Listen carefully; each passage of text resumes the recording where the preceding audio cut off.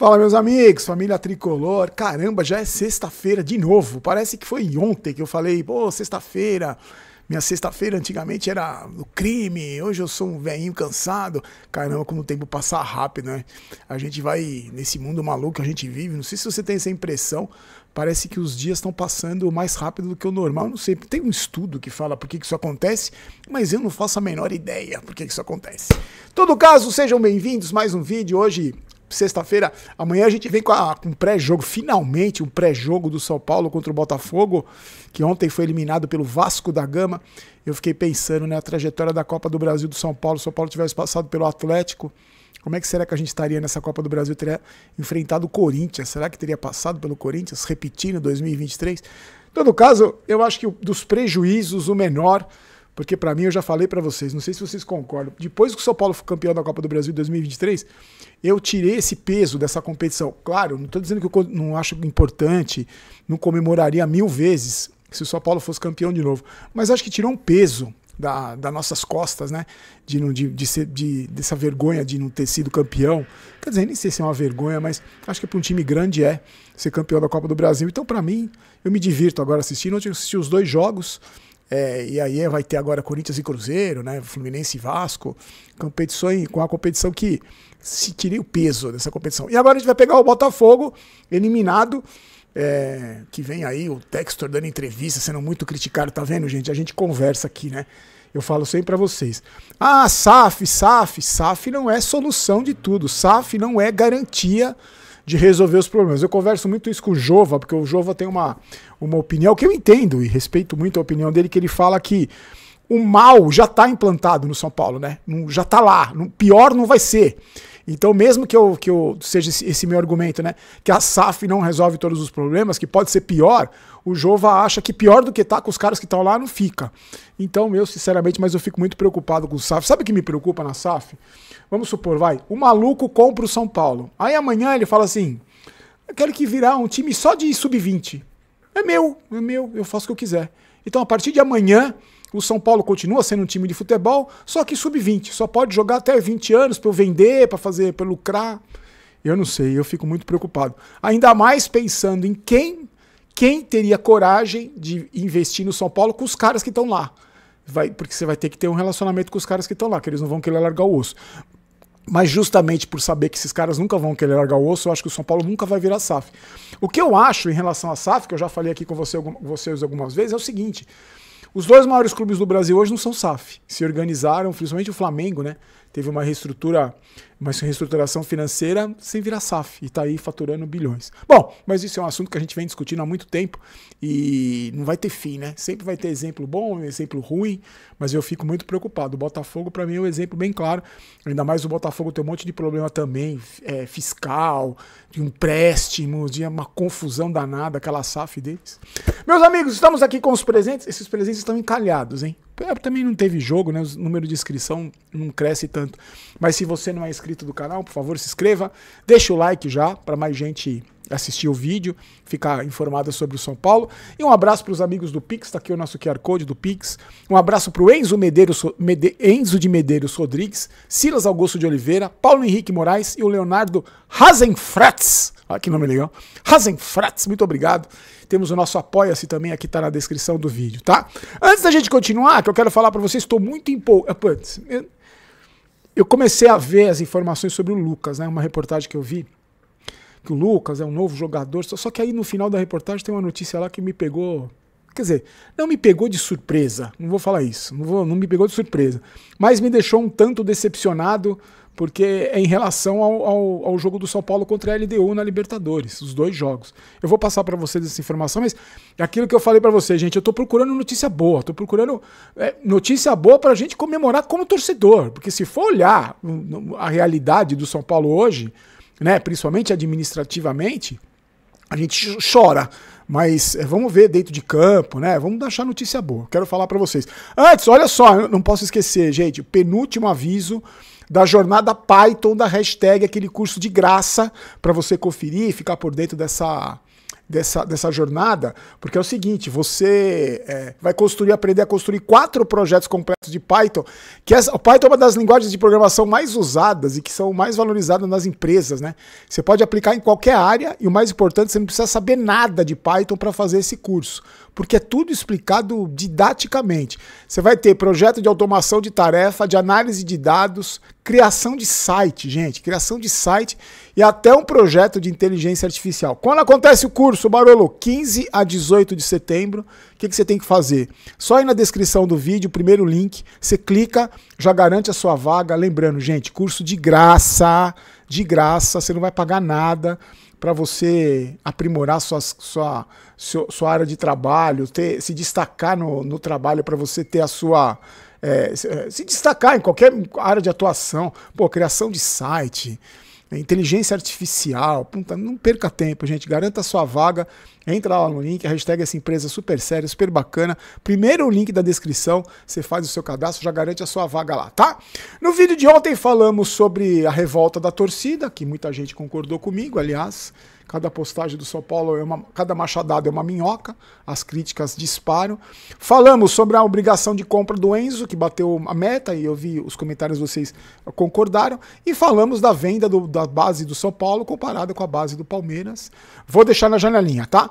O Rigoni tem uma meta, falando do Rigoni, o Rigoni tem uma meta de renovação de contrato por mais um ano. A meta é se ele jogar 45 minutos em 12 jogos. Aí o vínculo que é estendido por mais um ano. O vencimento seria dia 31 de dezembro de 2025, fica para 31 de dezembro de 2026.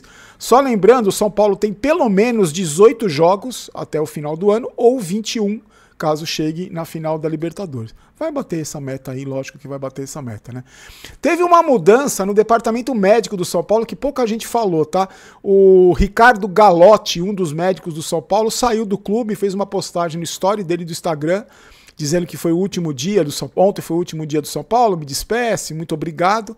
Não foi dado nenhum... Como é um clube que não informa o torcedor, como é um clube que não tá nem aí para nós, ninguém falou nada, ninguém disse que se vai ter um substituto, por que ele saiu, se ninguém falou nada, nem o próprio cara postou lá. É tudo nebuloso nesse clube, a gente nunca fica sabendo, não foi nem divulgado isso saiu no story do cara lá, falando que ele saiu. Também nenhuma surpresa. E aí, falando em falta de informação para a torcida, falando em falta de respeito com a torcida, não tem uma data prevista, porque ontem, acho que foi no Instagram, no Facebook, não lembro, porque eu estava conversando com alguém, um amigo do canal, e ele perguntou, Barolo, como é que vai decidir lá sobre a venda de Cotia? Não tem uma data ainda para ser aprovado ou não essa criação desse fundo de investimento lá em Cotia. É a venda da base por 30% da base por 250 milhões. Um dinheiro de pinga. Eu, olhando por fora assim, porque eles não informam nada, para mim é um péssimo negócio.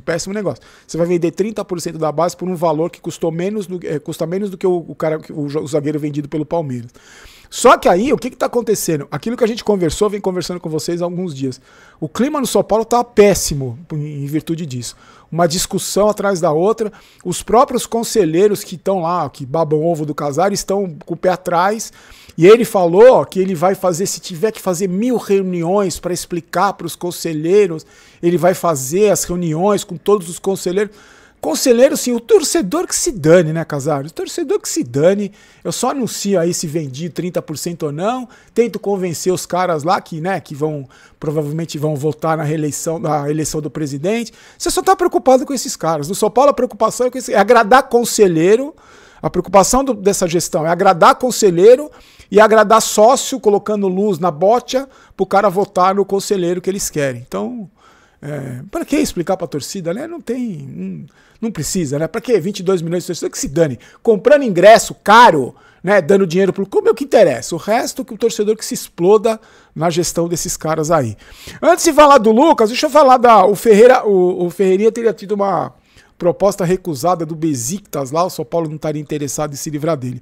O São Paulo vai ter à disposição do Crespo no jogo contra o Botafogo, a gente fala direitinho, mas o Marcos Antônio e o Arboleda estão treinando normalmente, vão estar à disposição. O Tolói pode até ser titular, porque ele também vai estar à disposição, porque na coletiva que ele fez essa semana de apresentação falou que tá pouco abaixo só dos companheiros, pode até ser titular. O Rigoni deve jogar, porque também estava jogando, então vai estar à disposição. E o cara que eu estou mais curioso para ver jogar é o Mailton, que também estará à disposição.